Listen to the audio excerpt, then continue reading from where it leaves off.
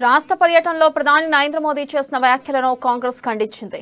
ప్రజాస్వామ్యబద్ధంగా అన్ని పార్టీల మద్దతుతోనే నాటి యూపీఏ చైర్పర్సన్ సోనియా గాంధీ తెలంగాణ రాష్ట్రాన్ని ఏర్పాటు చేశారని పునరుద్ఘాటించారు. మాజీ ఎంపీలు సురేష్ హెట్కర్, పొన్నం ప్రభాకర్, రాజయ్య, అంజన్ కుమార్ యాదవ్, బలరాం నాయక్ ప్రధాని వ్యాఖ్యలను తప్పుపట్టారు. ఇక తలుపులు మూసి తెలంగాణ రాష్ట్ర ఏర్పాటు జరిగిందని మోదీ తప్పుపట్టడంలో అర్థం లేదన్నారు.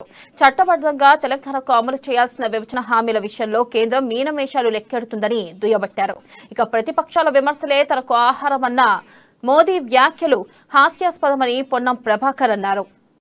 ప్రజాస్వామ్యాన్ని కూని చేయడం ద్వారా వస్తున్న రక్తాన్ని తాగి ఈ యొక్క న్యూట్రిషన్ వెతుకుంటారు తప్ప ప్రతిపక్షాల తిట్లతోటి మాత్రమే మీరు గొప్పగా బలంగా ఇంత గొప్పగా పనిచేస్తున్నారని మీరు అనుకోని చెప్తా ఉన్నారు. నిన్న పేదలను దోచుకునే వాడిని వదలం. అసలు ఈ దేశంలో పేదలను దోచుకుంటుంది మీరు కాక ఇంకెవరైనా ఉన్నారా? జీఎస్టీ పేరు మీద కావచ్చు, పెట్రోల్ పేరు మీద కావచ్చు, డీజిల్ పేరు మీద కావచ్చు, గ్యాస్ సిలిండర్ల పేరు మీద కావచ్చు, మీరు దోచుకున్న దానికంటే ఇంకెవరైనా ఈ దేశంలో దోచుకుంటున్నారా అని అడుగుతా ఉన్నాం. ఇవాళ మీరు భారత ప్రధానమంత్రిగా ప్రతిపక్షాలు ఇచ్చే తిట్లు, వాళ్ళు రోజు 2-3 కిలోల తిట్లు ఇస్తే అవి నాకు న్యూట్రిషన్ గా మారుతున్నాయని చెప్తున్న ప్రధానమంత్రి గారు పొరపాటున చెప్పిన మీరు వాళ్ళు ఇస్తున్న తిట్లు కాదు మీకు న్యూట్రిషన్ గా మారుతున్నది.